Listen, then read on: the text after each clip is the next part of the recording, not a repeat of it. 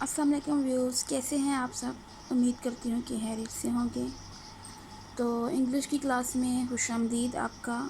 کل ہم نے کچھ الفاظ سیکھے تھے، آج ہم مزید کچھ الفاظ سیکھیں گے۔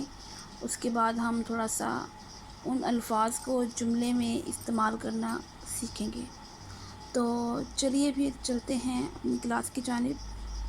تو چلیے سیکھتے ہیں۔ گو جانا، کم آنا، ورک کام کرنا، بائی خریدنا، واچ دیکھنا، لسن سننا، اسپیک بولنا،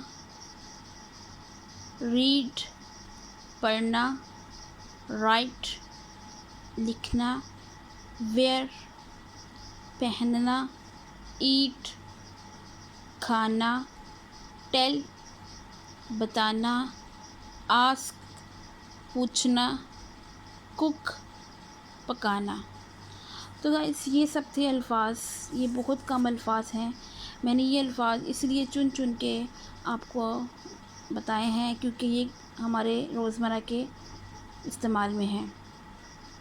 تو آج ہم ان الفاظ کو جملوں کی صورت میں سیکھیں گے کہ جب ہم بات کرتے ہیں، کیونکہ جو بھی ہم بات کریں تو وہ جملے کی صورت میں کرتے ہیں،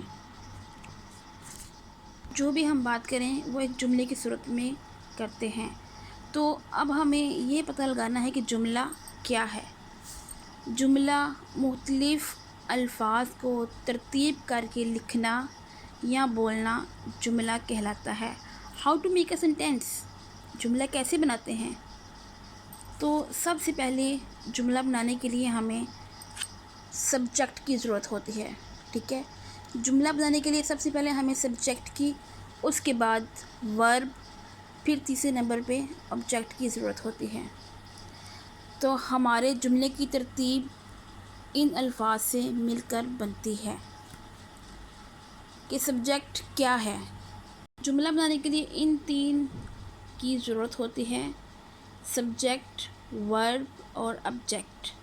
تو اب ہمیں یہ جاننا ہے سب سے پہلے کہ سبجیکٹ کیا ہے۔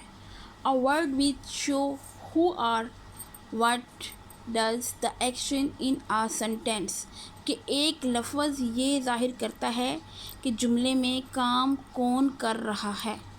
سبجیکٹ یہ ظاہر کرتا ہے کہ جملے میں کام کون کر رہا ہے، ٹھیک ہے؟ ان شارٹ سبجیکٹ کام کرنے والے کو بولتے ہیں۔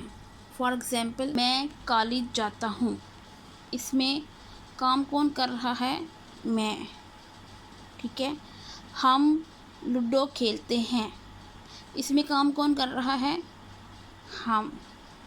آگے، مریم کھانا بناتی ہے، اس میں کام کون کر رہی ہے؟ مریم۔ تو ان تینوں مثالوں میں ہمیں یہ ظاہر ہو رہا ہے کہ کام کون کر رہا ہے۔ یہ تینوں مثالیں سبجیکٹ کی ہیں، مطلب کہ کام کرنے والے کو سبجیکٹ بولتے ہیں۔ تو گائز یقیناً آپ کو سمجھ آئی ہوگی میری کلاس میں، ٹھیک ہے؟ تو اگر کسی بات کی سمجھ نہ آئے تو آپ مجھے کمنٹ سیشن میں کمنٹس کر کے پوچھ سکتے ہیں۔ تو اب سیکنڈ ورب اور آبجیکٹ کے بارے میں ہم اگلی کلاس میں سیکھتے ہیں۔ تب تک کے لیے اللہ نگہبان۔